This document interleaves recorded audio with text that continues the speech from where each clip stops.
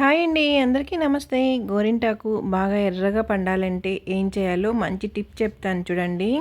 నేనైతే ఆకు కట్ చేసి అయితే చెట్లో నుంచి 5 డేస్ అయితే అయిపోయింది. 5 డేస్ తర్వాత అయితే ఇలా గోరింటాకు పెట్టుకుంటే ఈ విధంగా పండిందనమాట. మంచిగా అయితే ఇదిగోండి ఇంకాసేపు నిందంటే మంచి రెడ్ కలర్ అనేది పండుతుంది.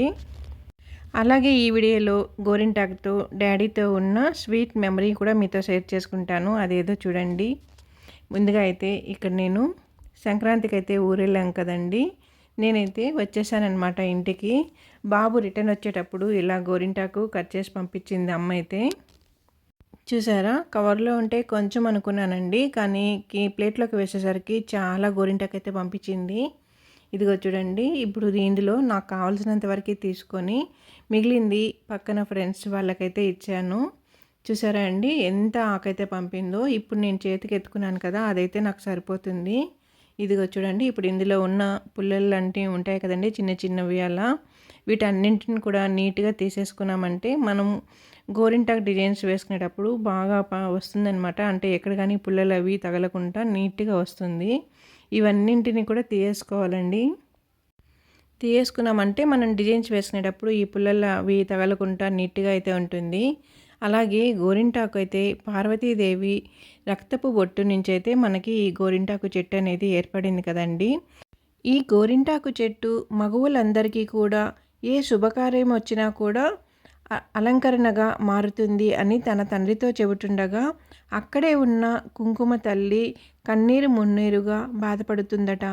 అప్పుడు పార్వతీదేవి కుంకుమ తల్లిని ఎందుకు బాధపడుతున్నావు అని అడగగా కుంకుమ తల్లి పార్వతీదేవితో ఇలా అన్నదట, ఇంతటి కలగా ఉండే అలంకరణగా ఇచ్చే ఈ ఆకు ఉండగా మగవాళ్ళు నా కుంకుమని ఎందుకు నుదుటున ధరిస్తారు అని చెప్పి బాధపడిందట.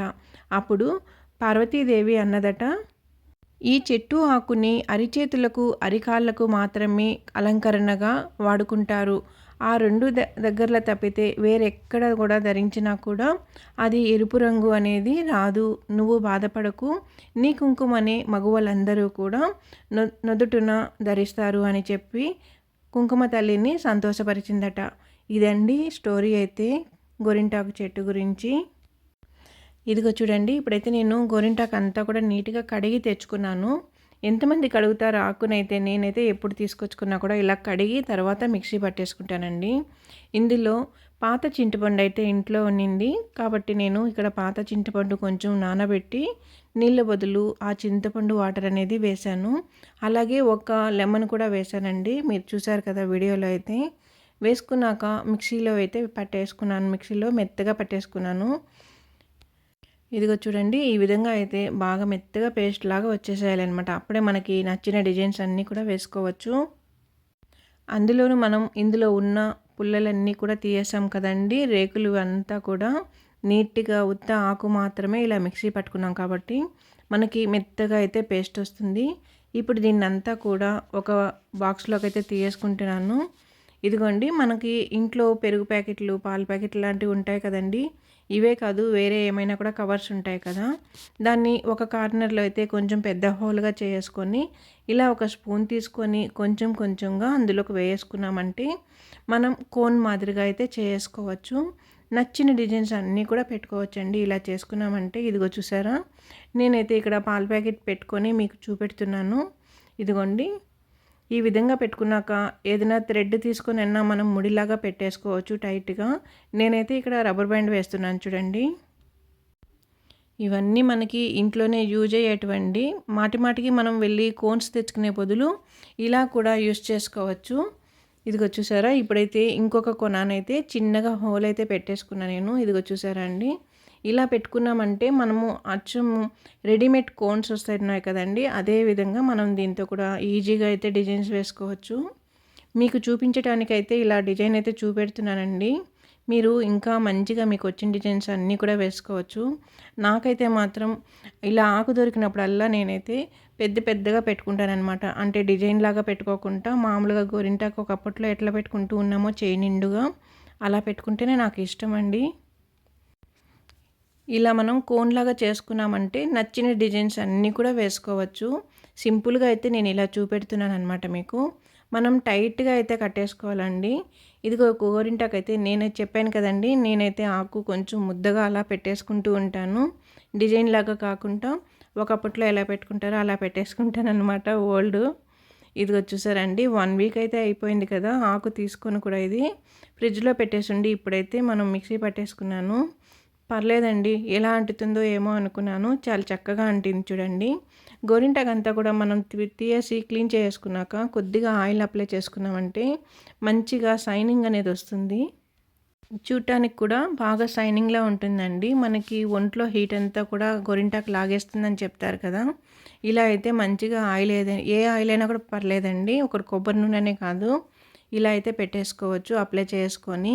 నాకైతే డ్యాడీతో ఉన్న అనుభవం కూడా చెప్తాను. ఇలా అయితే గోరింటాకు ఈ మాదిరిగా ఫింగర్స్‌కి పెట్టేసాక డ్యాడీ ఒక కవర్ పెట్టి దానికి చుట్టూ కూడా థ్రెడ్‌లాగా కట్టేస్తాడనమాట. అలా ఒక్కొక్క వేలికి కవర్ చుట్టి దారంతో కడతాడండి.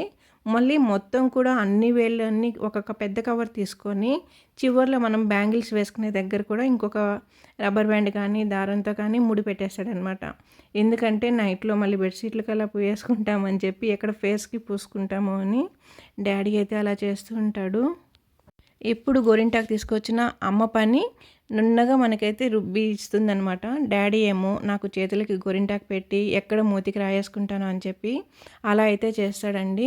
అంతేకాదు ఇక్కడ చూడండి మనకి కాళ్ళు పగులుతూ ఉంటాయి కదండీ! చలికాలంలో కానీ, ఎండాకాలంలో కానీ ఇలా పగుళ్ళకి కూడా గోరింటాకు మంచిగా పనిచేస్తుంది. మనం పారాని ఎలా అయితే పెట్టుకుంటామో అదే విధంగా ఈ పగుళ్ళ దగ్గర అరికాళ్ళకి చుట్టూ కూడా గోరింటాకు పెట్టేసుకున్నామంటే ఈ పగుళ్ళన్నీ మంచిగా క్లోజ్ అయిపోతాయండి. పైగా మనకి ఇలా ఉన్నిందంటే స్కిన్ అంతా కూడా రఫ్‌గా అనేది తయారవుతుంది. అలా లేకుండా మనం గోరింటాకు పెట్టుకోవటం వల్ల స్కిన్ అంతా స్మూత్ పడుతుందండి. చాలా బావుంటుంది. ట్రై చేయండి. అందుబాటులో చెట్టు ఉంటే కానీ అస్సలు వదలకండి. నెలలో ఒక్కరోజైనా కూడా గోరింటాకు అనేది ఇలా కాళ్ళకి పెట్టేసుకున్నారంటే పగుళ్ళనేది ఉండదు. ఎటువంటి క్రీమ్స్ రాయాల్సిన పని కూడా ఉండదు. మన పాతకాలంలో చూసామంటే మన అమ్మమ్మలు, నానమ్మలు, అమ్మలు వీళ్ళందరూ కూడా ఎప్పుడు కాళ్ళకి అందంగా ఇలా అయితే పారాణిలాగా పెట్టేసుకునేవాళ్ళు గోరింటాకు. మీరొకసారి గుర్తు చేసుకోండి. మంచి టిప్ అండి ఇది. ఎటువంటి క్రీమ్స్ అవసరం ఉండదు. ఇలా గోరింటాకు పెట్టుకోవడం వల్ల కాళ్ళు చూడటానికి అందంగా ఉంటాయి. పైగా మనకి పగుళ్ళు లేకుండా, రఫ్‌గా లేకుండా స్కిన్ అంతా కూడా చాలా బావుంటుంది. ఈ వీడియో గాని మీకు నచ్చినట్లయితే నా ఛానల్ సబ్స్క్రైబ్ చేసుకొని లైక్ ఇవ్వండి. Daddy to sweet memory. ఎంతమంది నాన్నలు కూతుర్లకి ఇలా అయితే గోరింటాకు పెట్టాక కవర్ చుట్టి దారంతో గట్టిగా కట్టి మూతికి పూసుకోకుండా పెట్టారో కామెంట్ చేయండి. అలాగే కూతుర్లు కూడా మీ డాడీస్ ఎవరైనా కూడా ఇలా చేసున్నారా? మా డాడీ అయితే నాకు ఇలా కట్టేవారనమాట. నాకు మా చెల్లెలకి ఇద్దరికి కూడా ఇలాగే చేసేవారు. ఎప్పుడు గోరింటాకు పెట్టినా కూడా అప్పుడైతే కొంచెం విసుక్కునే వాళ్ళమండి. చిన్నపిల్లలం కదా అసలు. ఇప్పుడు అర్థమవుతుంది డాడీ అప్పుడు అలా ఎందుకు కట్టారు అనేసి. మనం మన పిల్లలకి ఇలా చేస్తుంటే అప్పటి ఇవన్నీ కూడా గుర్తుకొస్తూ ఉంటాయి కదండీ! ఇలాంటివన్నీ కూడా స్వీట్ మెమరీస్ మన పిల్లలతో షేర్ చేసుకుందాము. నాకు మీతో షేర్ చేసుకోవాలనిపించిందండి. అందుకే ఈ వీడియో అయితే చేశాను. తప్పుగా అనుకోకండి.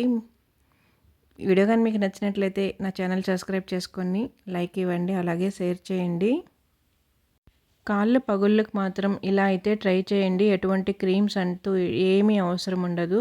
అప్పుడప్పుడు మనం ఇలా నేచురల్‌గా గోరింటాకు పెట్టుకుంటూ ఉన్నామంటే ఆ పగుళ్ళన్నీ పోయి కూడా మొత్తం కూడా లైన్స్ అన్నీ క్లోజ్ అయిపోతాయి. అరికాళ్ళు అనేటివి బాగా మృదువుగా స్మూత్‌గా తయారవుతాయి.